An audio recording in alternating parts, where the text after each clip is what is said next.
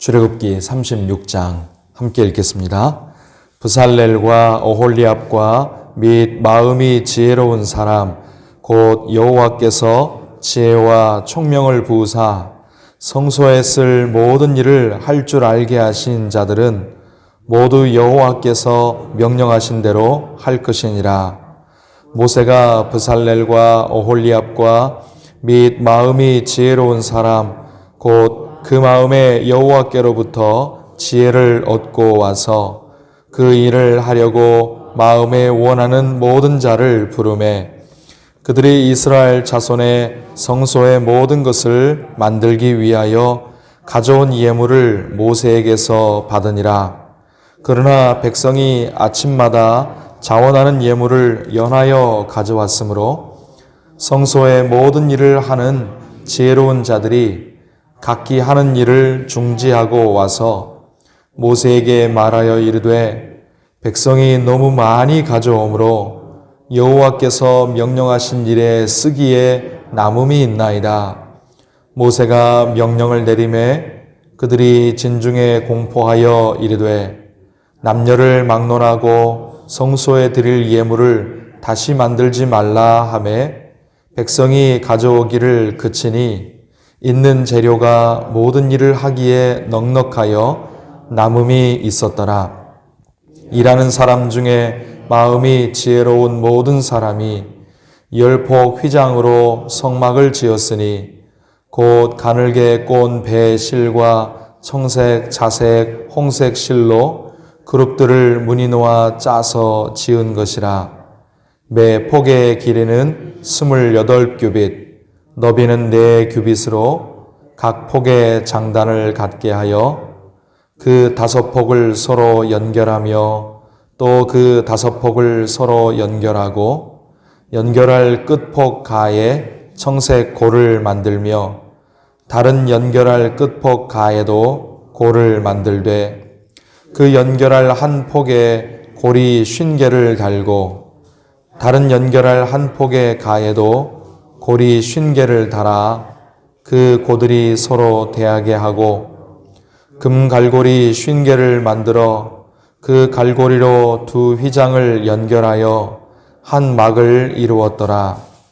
그 성막을 덮는 막 곧 휘장을 염소 털로 만들되 11폭을 만들었으니 각 폭의 길이는 30규빗, 너비는 4규빗으로 11폭의 장단을 갖게 하여 그 휘장 5폭을 서로 연결하며 또 6폭을 서로 연결하고 휘장을 연결할 끝폭 가에 골이 50개를 달며 다른 연결할 끝폭 가에도 골이 50개를 달고 놋 갈고리 50개를 만들어 그 휘장을 연결하여 한 막이 되게 하고 붉은 물 들인 순양의 가죽으로 막의 덮개를 만들고 해달의 가죽으로 그 윗덮개를 만들었더라. 그가 또 조각목으로 성막에 세울 널판들을 만들었으니 각 판의 길이는 10규빗, 너비는 1규빗 반이며 각 판에 2 촉이 있어 서로 연결하게 하였으니 성막의 모든 판이 그러하며 성막을 위하여 널판을 만들었으되 나무로는 남쪽에 널판이 20개라. 그 20개 널판 밑에 은받침 40개를 만들었으되 곧 이 널판 밑에도 2 받침이 그 2 촉을 받게 하였고 저 널판 밑에도 2 받침이 그 2 촉을 받게 하였으며 성막 다른 쪽 곧 북쪽을 위하여도 널판 20개를 만들고 또 은받침 40개를 만들었으니 곧 이 판 밑에도 받침이 2이요 저 판 밑에도 받침이 2이며 장막 뒤 곧 서쪽을 위하여는 널판 6개를 만들었고 장막 뒤 2 모퉁이 편을 위하여는 널판 2개를 만들되 아래에서부터 위까지 각기 2겹 두께로 하여 윗꼬리에 이르게 하고 2 모퉁이 쪽을 다 그리하며 그 널판은 8개요 그 받침은 은받침 16개라. 각 널판 밑에 2개씩이었더라. 그가 또 조각목으로 띠를 만들었으니 곧 성막 이쪽 널판을 위하여 5개요. 성막 저쪽 널판을 위하여 5개요. 성막 뒤 곧 서쪽 널판을 위하여 5개며 그 중간 띠를 만들되 널판 중간 이 끝에서 저 끝에 미치게 하였으며 그 널판들을 금으로 싸고 그 널판에 띠를 꿰 금고리를 만들고 그 띠도 금으로 쌌더라. 그가 또 청색, 자색, 홍색 실과 가늘게 꼰 배 실로 휘장을 짜고 그 위에 그룹들을 정교하게 수놓고 조각목으로 4기둥을 만들어 금으로 쌌으며 그 갈고리는 금으로 기둥의 4받침은 은으로 부어 만들었으며 청색, 자색, 홍색 실과 가늘게 꼰 배 실로 수놓아 장막 문을 위하여 휘장을 만들고 휘장문에 기둥 5과 그 갈고리를 만들고 기둥 머리와 그 가름대를 금으로 쌌으며 그 5받침은 놋이었더라. 아멘. 오늘 기도하는 우리에게 하나님의 은혜가 함께 하시기를 바랍니다. 이제 이스라엘 백성은 하나님의 명령과 설계도대로 성막을 만들기를 시작합니다.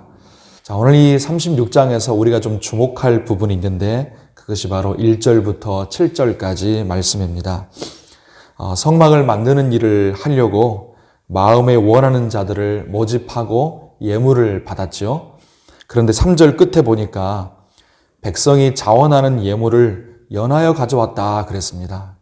얼마나 물질들을 많이 가져왔던지 그만 가져오라고 백성들에게 공포해서 만류할 정도로 이렇게 백성들이 자원해서 물질들을 예물들을 가져왔다는 것이죠. 7절 말씀해 보십시오.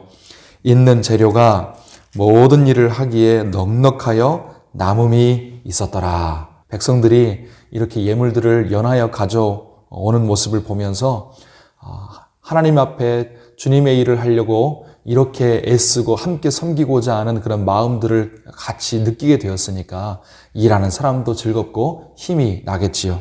그렇게 해서 만들어지는 모든 성막의 물건들도 정말 아름답게 최선을 다해서 만들어졌을 것입니다.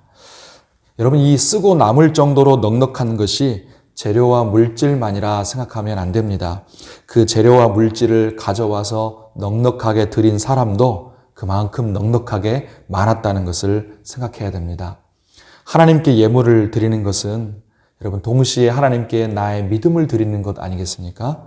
내 신앙 고백을 드리는 것이고 내 헌신과 내 순종과 내 삶을 같이 하나님 앞에 드리는 것이죠. 마태복음 6장 21절에 말씀하지 않습니까? 네 보물이 있는 그곳에 네 마음도 있느니라.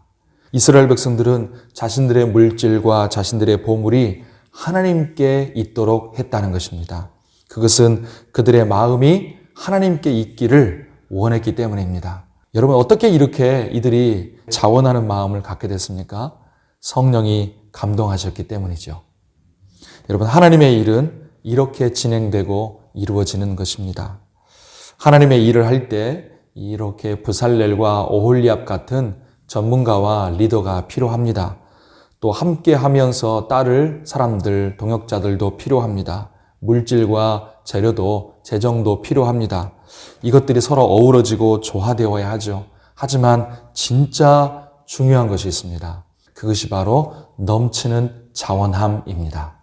물질이 넉넉하게 모이고 드린 사람들이 많았다는 것을 하나님의 일을 하려면 사람도 많아야 되고 물질도 많아야 되는 건가 라고 생각해서는 안 됩니다. 물질도 사람도 모두 자원하여 모여졌다는 것이 중요하다는 것이죠. 하나님의 일은 물질이나 사람이 많음으로 되는 것이 아니라 자원함이 넘침으로 되는 것입니다. 성령으로 감동된 한 사람의 자원함이 충만할 때 그것이 다른 사람들에게 동기부여가 되고 열정에 같이 불을 지피게 되는 것이죠. 그렇게 해서 여러분, 한 사람이 자원함으로 심은 기도의 씨앗이 가정과 가문 전체를 구원받게도 하는 것이고, 한 사람의 자원함으로 섬김과 헌신이 드려진 것이 교회 전체가 소생하고 부흥하게 되기도 합니다. 자원함으로 드린 오병이어로 장정만 5천 명이 넘는 사람들이 배부르는 역사가 일어나는 것이고, 자원함으로 드린 그 만원의 헌신이 그것이 모여져서 하나님 앞에 교회가 건축되기도 하는 것이죠. 하나님의 일은 이렇게 항상 넘치는 자원함으로 하나님 앞에 성령의 감동됨으로 드려진 그런 것으로 하나님의 일이 시작이 되고 이루어지게 된다는 것입니다. 사랑하는 우리 성도 여러분, 우리 각자에게 또 우리 교회에 이렇게 성령의 감동하심과 넘치는 자원함을 부으셔서 하나님의 놀라운 역사와 풍성한 은혜가 가득하게 일어나기를 예수님의 이름으로 축원합니다. 나 한 사람으로 어떻게 주님의 일을 할 수 있을까?